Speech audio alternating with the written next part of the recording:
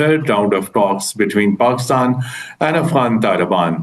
What are the agenda points on which Pakistan and Afghanistan Taliban are engaged in negotiations? Negotiation of a mechanism between Pakistan and Afghanistan on such cross-border issues has always been a very difficult and complex issue. Pakistan will not tolerate, or Pakistan is not in a position to tolerate any kind of any kind of continued actions by these cross-border terrorist groups. So within few hours, ceasefire was again maintained. So why it is so happening at a time when both countries are engaged in talks? We continue to see unprovoked firing from Afghan Taliban side. It has always happened that when two sides are reaching towards some kind of mechanism, some kind of understanding, some kind of agreement on an issue, then there are some spoilers who try to, to create such incidents. On what points Afghan Taliban and Pakistan have divergence? The basic issue is actually the lack of trust, and this issue has been continuing for many, many years. Over the years, it reflects a lack of trust, and the two sides, through such a mechanism, will have to remove that lack of trust. Once that lack of trust is removed, and the two sides create a level of confidence with each other, that Afghan side actually conveys a feeling to Pakistan that they are ready to help Pakistan deal with the issue of TTP. After Pakistan, military leaders, political leaders, defense minister gave very categorical statements. Do you think any effect on Afghan Taliban mind of these Pakistani warnings? Both Pakistan and Afghanistan have to understand that military escalation between the two countries is neither in interest of Afghanistan nor in the interest of Pakistan.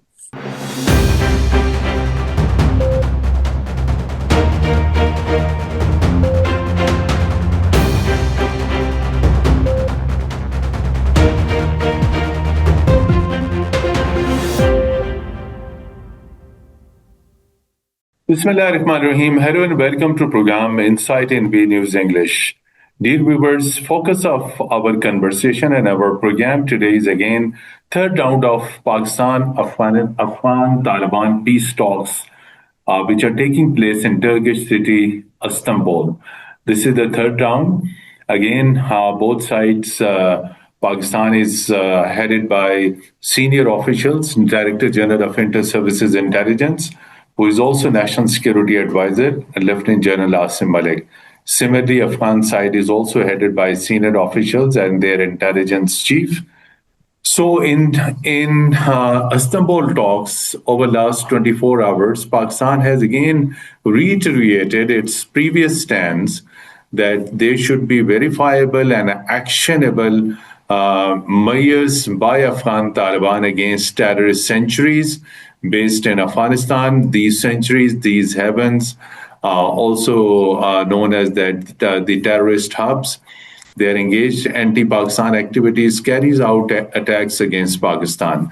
So in today's program, we would like to find out that what is the agenda of talks, how this time this agenda is different from the previous one, and some of other strategically important points.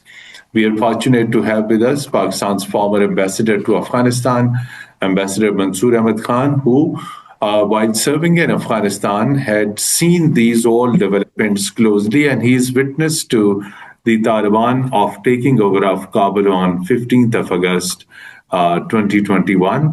And not only that particular 15th August, but many events, many developments post-Taliban takeover Kabul. Ambassador Mansoor Ahmed Khan is very witness to that. He had been meeting top Afghan leaders, held negotiations, talks, and have been engaged in diplomacy. Very warm welcome to program Insight in B News English, Ambassador Mansoor Ahmed Khan sir. Thank you, Mateen Haider. Thank you, and salam. Yes, it's always pleasure to have you with us. I would like to begin the program that 24 hours have passed this Istanbul peace talks, which everyone is reporting that it is third round of talks between Pakistan and Afghan Taliban. What are the agenda points on which Pakistan and Afghanistan Taliban are engaged in negotiations? Mateen sir, first of all, the negotiation of a mechanism for verifiable action, for sharing of verifiable actionable intelligence, and then taking actions is at the most important and critical stage at the moment. Now, after the first round in Doha and then the second round in Istanbul, and now today in the third round, the meeting is at a very important stage. And secondly, the issue of a negotiation of a mechanism between Pakistan and Afghanistan on such cross-border issues has always been a very difficult and complex issue. When we were negotiating a mechanism about 10 years ago, we were facing the same kind of difficulties in what kind of implementation mechanism will be used to ensure that whenever a verifiable intelligence is shared by one side with the other side, in today's case, when Pakistan shares an verifiable intelligence or actionable intelligence with the Afghan side about presence of certain fighters or certain camps on the Afghan side, then the Afghan side will be responsible, will be expected to take some actions. But how these actions will be actually taken on the ground, and if some actions are not taken, then Afghan side, Afghan government will have to come back, or Afghan security institutions will have to come back to the Pakistan side with certain explanations that whether the intelligence provided has some loopholes, is not true, or whether some actions are not possible, and then the two sides can discuss, okay, what kind of other actions are possible. So it will require a very confidence-based relationship between the two sides, where the two sides are actually willing to assist each other because it's a very sensitive kind of mechanism. And if the understandings or expectations are not met, then, as you have also mentioned, then the two states have their own policies. In this case, Pakistan has taken a very straightforward and tough position that Pakistan will not tolerate, or Pakistan is not in a position to tolerate any kind of any kind of continued actions by these cross-border terrorist groups. So basically, the two sides are at the moment considering a draft. In this draft, I think this on some points about the implementation procedures of the mechanism. And that is, I think, the most critical and most difficult point, because then the two sides will have to agree. When they have agreed on a mechanism and its details, then how it is going to be implemented, whether there will be liaison officers posted in Kabul and Islamabad who will be executing it, what will be the instruments, what will be the channels through which the execution of this mechanism will take place. So maybe we will take a few more hours of work, and hopefully it is at the end of the day today it is concluded. I will be very happy if it happens. Otherwise, the two sides will have to continue to their work maybe tomorrow and then see where they are. Ambassador Mansoor Sahab, while we are talking, only a day before, that meant on Thursday, ceasefire briefly broke down due to unprovoked firing from Afghan Taliban side at Chaman border. Pakistan immediately swiftly responded and gave an appropriate response. But at the same time, Afghan side leveled baseless allegations on Pakistan that Pakistan initiated this fire. But actually, there was no fire from Pakistani side first. It was from Afghan Taliban side. So within few hours, ceasefire was again maintained. So why it is so happening at a time when both countries are engaged in talks, we continue to see unprovoked firing from Afghan Taliban side? Yesterday's incident of cross-border firing at Chaman and Spin Boldak was one of the irritants that created doubts, or that created uncertainty about how the process will go forward. But I think that my understanding is, and my information is, that the two sides have tried to overcome that difficulty and tried to have agreed actually that this was due to some kind of misunderstanding. But if you look at the past track of such events or such agreements or such mechanisms, it has always happened that when two sides are reaching towards some kind of mechanism, some kind of understanding, some kind of agreement on an issue, then there are some spoilers who try to, to create such incidents. And these incidents have happened in the past. We may also continue to see such incidents in future. So the two sides will have to be extremely careful and extremely thoughtful of moving forward, despite these cross-border incidents having negative implications for the mechanism or for progress on the mechanism. But the two sides will have to actually focus their attention, first of all, to agree on the details or implementation mechanism to execute this joint monitoring mechanism or framework. So once they do that, then this will have to be implemented through some kind of bilateral arrangements on the border. Bilateral arrangements, as I told you, that there will be bilateral arrangements at the border, in the border areas, particularly in the zones from where the cross-border movements take place. And also Kabul and Islamabad will have to be very closely engaged with each other.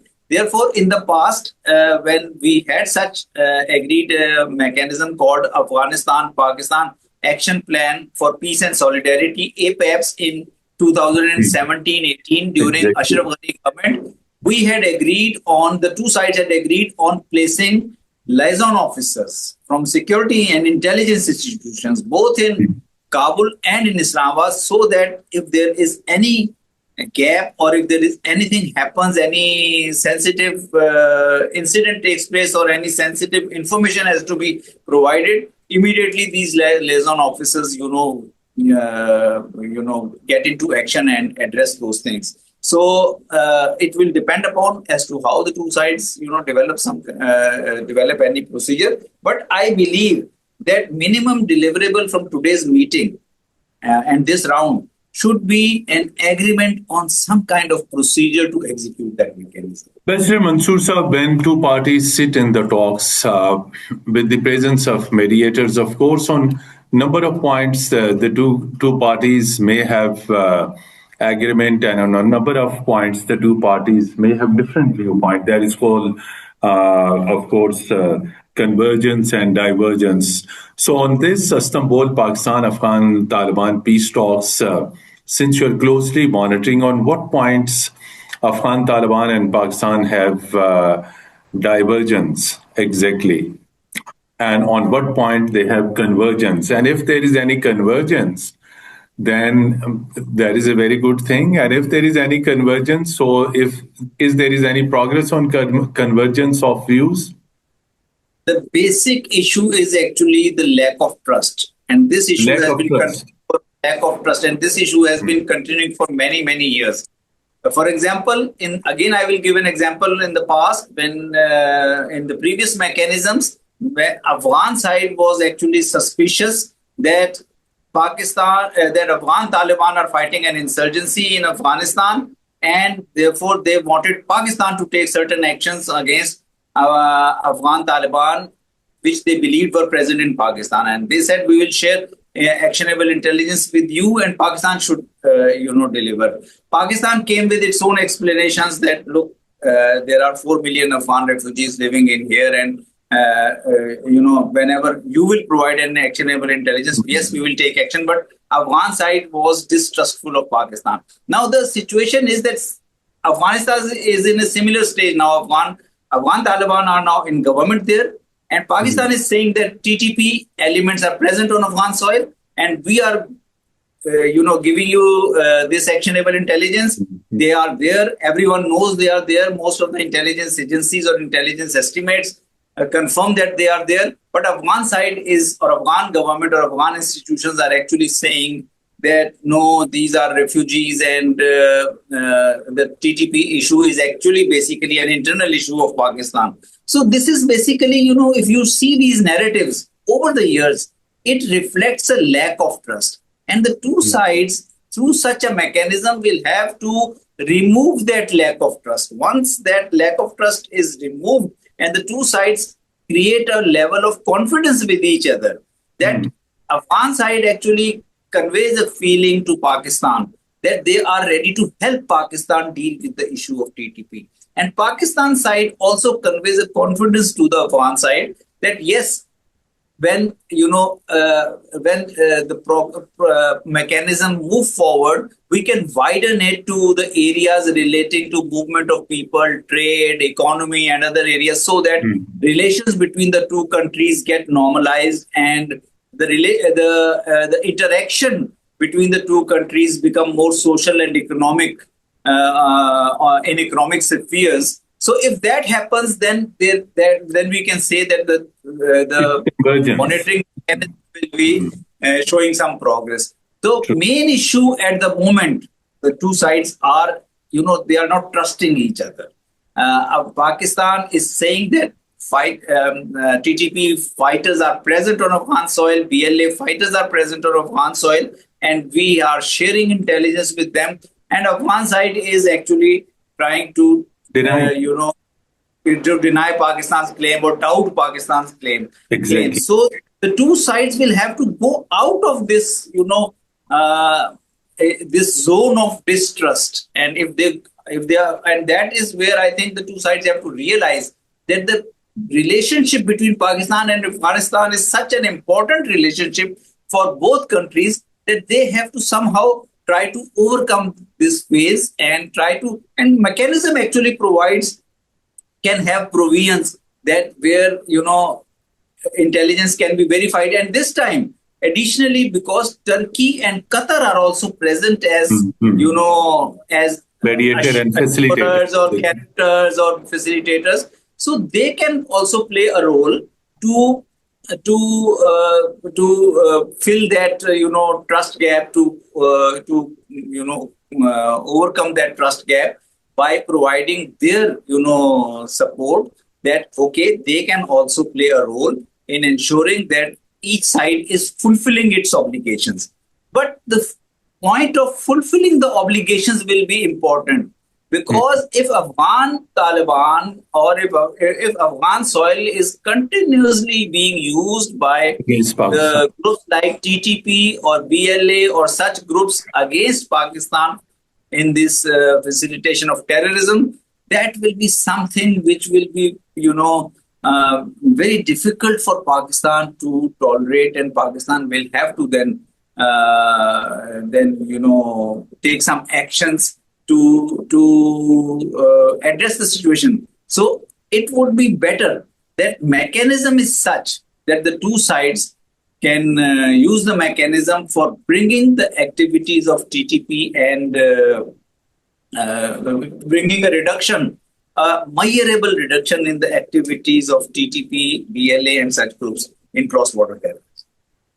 So, you very rightly pointed out that there should be a mechanism under which Afghan Taliban need to give assurance that on actionable intelligence provided by Pakistan, they should take action against this TTP and other militant groups, Majid Brigade, BLA, which carry out attack on Balochistan from crossing over border and things like that. When, in my last point, this trust deficit was mentioned a lot of time. What led to the trust deficit? And as you said, through intense, continuous negotiations, this trust deficit could be overcome. But initially, what happened, how this trust deficit emerged, although these were same Afghan Taliban with whom Pakistan remained engaged, provided diplomatic support, political support, moral support, and hosted OIC Foreign Ministers Conference in Islamabad in December 2021 for reconstruction, rebuilding Afghanistan. Pakistan went extra mile for Afghanistan's future. But why there is trust deficit from Afghan side? The trust deficit, in my view, is because for the past 5 decades, because of the external involvements in Afghanistan, Pakistan and Afghanistan have been dealing with the groups and not having a state-to-state engagement with each other. When Mujahideen were fighting, Pakistan was in touch with Mujahideen. When Mujahideen came in government, Pakistan and Mujahideen developed some distance. Similarly, When Afghan Taliban were fighting an insurgency in Afghanistan, they were considered closer to Pakistan. But when the very same Afghan Taliban assumed power in Afghanistan in August 2021. Since then, we see that since they were the state of Afghanistan, so Pakistan and Afghanistan developed differences. So the two states are not have been able to, create a confidence-based relationship. But since in the last couple of months, the relations have deteriorated to such an extent, it have gone in a phase of military escalation, due to which brotherly countries of Qatar and Turkey had to come forward and diffuse the situation. So this is a point from where I think the two sides should utilize this opportunity to use this mechanism as an instrument of creating that trust, which you are saying that why this trust doesn't exist, because of the 5 day of the events that had happened in Afghanistan during past 5 decades, that has not been there. But now there is an opportunity, and this mechanism should become a starting point. But again, the two sides will have to fulfill their obligations, whatever obligations they put down on the paper and sign and agree in the presence of Qatar and Turkey. They will have to execute those commitments on the ground. So that will be the most important. Mr. Khan Saab, over last couple of days, since this conflict erupted between Pakistan and Afghan Taliban, there have been categorical and firm statements from Pakistan's political and military leadership that in case of such attacks, in case of non-cooperation, in case of not addressing Pakistani security concern, Pakistan reserves the right to carry out strikes against terrorist outfits and safe havens, or whatever we call them, the presence of terrorists in Afghanistan. Question is, these all warnings have reached to the Kabul, to Afghan Taliban. So you think after Pakistan military leaders, political leaders, defense minister gave very categorical statements, you think any effect on Afghan Taliban mind of these Pakistani warnings, that Pakistan has more bigger defense infrastructure than Afghanistan? So do you think they are a bit convinced that in case of not addressing Pakistani security concern, Pakistan can create trouble as far as terrorists are concerned? I would say that both Pakistan and Afghanistan have to understand that military escalation between the two countries is neither in interest of Afghanistan nor in the interest of Pakistan. At this point, at this moment, Afghan Taliban and Afghan government will have to understand position of Pakistan, that Pakistan has been facing this terrorism by BLA and by other groups, and this terrorism is not just is not there since Afghan Taliban came into power, but it has been there even before that. So there is an issue which is recognized by the two sides. Afghan Taliban also recognize that terrorism is taking place in Pakistan. Therefore, some kind of mechanism is required to overcome that cross-border dimensions of that terrorism. And therefore, the best option for the two countries is to have a cooperative mechanism and work through that. If that cooperative mechanism doesn't work, then, of course, military options remain there. But I think since the two countries are brotherly countries, they have shared security and shared economic and social interests. It's important for them to work through a mechanism and framework of cooperation. Mr. Khan Sahab, you are quite well aware about these Taliban and their different grouping. Kandahar group is different one, and the group which is ruling Kabul is different one. Then they have another office in Doha. These are primarily three Afghan Taliban groups. What do you think? Which group is in favor of Pakistan? I mean, in favor of Pakistan mean addressing Pakistani security concern. And which group has different opinion? Since Afghan Taliban movement came into being, and it was an insurgent movement even in 1990s before coming into power. Then they had a first Taliban rule in 1990s, and then they, for the next 2 decades, they continued to have an insurgency against US and NATO forces. They are not considered as a homogeneous movement. So there are groups, Kandahari group, Haqqani group, or the group which was then, after the establishment of political office in Doha, was engaged in negotiations in Doha. All groups have their own, dynamics, and whether for fighting on the ground or for government in Kabul or for relations with the neighbors, particularly Pakistan. But I think Pakistan should be actually consider taking Afghan state now. All of them are Afghan Taliban are custodian of Afghan state at the moment, or they are Afghanistan's government. Whatever happens internally among those groups is actually not important for Pakistan, because the Taliban leadership has a chain of command, and decisions come from the Amir of Islamic Emirate of Afghanistan. So I think Pakistan should. That is what I've been saying in this program in response to your earlier questions, that there has been a lack of state-to-state relationship between the two sides in the past. So I think it is important that we should also now consider Afghan Taliban government as the state of Afghanistan, so long as they are in power in Afghanistan. One and unified, exactly. Yeah, and whatever they are their internal group differences, that is their own matter, and they should handle it. One important thing during these talks, as you said, the talks may continue for next couple of hours before both sides reach on some understanding. This is not a fresh thing that I'm going to mention. Since long, Pakistan has been asking Afghan Taliban, number one, to take action against TTP, Fitna al-Khawarij. And along with the Fitna al-Khawarij, there are certain top militant commanders from Pakistan who are also hiding in Afghanistan.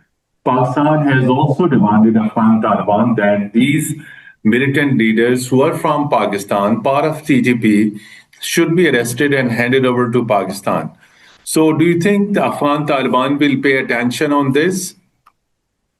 I think if a mechanism is agreed between the two sides, then Pakistan will also have to be cognizant, and we are, I think, our institutions, our leadership is cognizant that Afghan Taliban have also capacity issues, or Afghan government has also capacity issues. So there, I think it will be important that once it is agreed that two countries have agreed on a mechanism and the details of the mechanism and how it will be implemented, then some kind of capacity building will also be required for Afghanistan. How Afghan Taliban are assisted, because Afghan Taliban also are apprehend that if they go into a full-fledged kinetic action against TTP and these terrorist groups, then these terrorist groups can turn towards Daesh and Al Qaeda, and it will become a threat to security of and stability of Afghan state itself, or Afghan Taliban's rule in Afghanistan. So I think that is why the role of confidence between the two states will be important. That Pakistan has also, and along with Pakistan, the two countries who are facilitating the agreement, that they should also assure Afghan Taliban government of necessary technical and capacity building support to strengthen their security forces, who can monitor their border and prevent any movements of terrorists. Pakistan also, during these talks, conveyed to Afghan side that facilitating Pakistan's enemy, the reference was towards India, although, as you also already said, that Afghanistan's foreign policy is independent. Afghan may take measures to improve relations with any of the regional countries, including India. But Indian involvement and presence in Afghanistan is not secret from anyone. They are those who have been facilitating, supporting these proxies against Pakistan. So Pakistan also made it clear to Afghan Taliban that facilitating, supporting, promoting Pakistan's enemies in Afghanistan is also not tolerable. So, how you view this particular angle? I think during the US and NATO presence in Afghanistan for 2 decades, since there were tensions between Mhm. Pakistan state and Afghan state, so Indians actually invested a lot lot of resources in anti-Pakistan groups on the Afghan side, whether it was TTP or BLA. And later, when Afghan Taliban took over, and in the last 4 years, since differences between also increased, so Indians are again actually will not be let go any such opportunity to invest, and they have also indicated their intentions to invest in these groups in Afghanistan, which can harm interests of Pakistan. That is why it is important that Pakistan and Afghanistan should be focusing on their not only this mechanism but also a confidence-based bilateral relationship, so that Indian designs cannot succeed in terms of sabotaging the relationship or harming Pakistan through these terrorist groups. So finally, of course, in next few hours, there will be conclusion of dialogue between Pakistan and Afghan Taliban, and we hope so that there will be convergence. Afghan Taliban, we expect that would definitely address Pakistan's security concern. In the longer run, one military aspect that you and me are talking about, that Pakistan has made it clear that there will be military action in case of terrorist attack. There are certain other aspects that pressure could be built on Afghan Taliban by restricting trade, by restricting people-to-people movement through Chaman and Turkham border, by restricting economic cooperation and things like that. How it would be useful? Do you think it will affect Taliban? I think in using pressure on in terms of movement of people, in terms of refugees, or in Economic terms of pressure. trade and transit and economic pressure, I think such pressures have limited use, and such pressures, excessive use of such pressures, at times becomes counterproductive also. And I'm saying this because of uh, such pressures or restrictions bring hardship to the people of Mhm. Afghanistan. People of Afghanistan are not responsible for terrorism in Pakistan. Those who are responsible for terrorism in Pakistan are these groups like TTP, BLA, or some other terrorist groups who are working in these border regions. So we have also to be careful about and sensitive towards longer term relationship of the two people, the relationship between Pakistan and Afghanistan, and the relationship between people of Pakistan and Afghanistan. So I think that is why, if a mechanism is agreed, I think the two Mhm. countries should not waste any time to wider than the scope of this mechanism to include areas like movement of people and economic cooperation, trade areas also into the framework of cooperation, so that security, people, and economy, these three, there is progress in these three areas simultaneously. And That common will people be, should not be affected. and the Exactly. common people should not be affected from both sides, from Pakistan, because so many traders from Pakistan are also affected as a result. They are affected indeed. And we have to be careful about their concerns also. Thank you so much indeed, Pakistan's former ambassador to Afghanistan, Ambassador Haider Mansoor Ahmed Khan, who highlighted different aspects, different dimensions of Pakistan-Afghan Taliban talks, which are underway in Istanbul, Turkish city. And the focus of our conversation was that there should be early agreement on a joint mechanism. That mechanism can lead to definitely a built understanding or different on different things. So primarily, there should be a joint mechanism between Pakistan and Afghanistan to address these old security concerns. Thank you so much once again, Ambassador Mansoor Ahmed Khan Sahab, for sparing time, participating in program Insight in V News English. And dear viewers, till our next program, goodbye and Khuda Hafiz. Thank you so much. Thank you.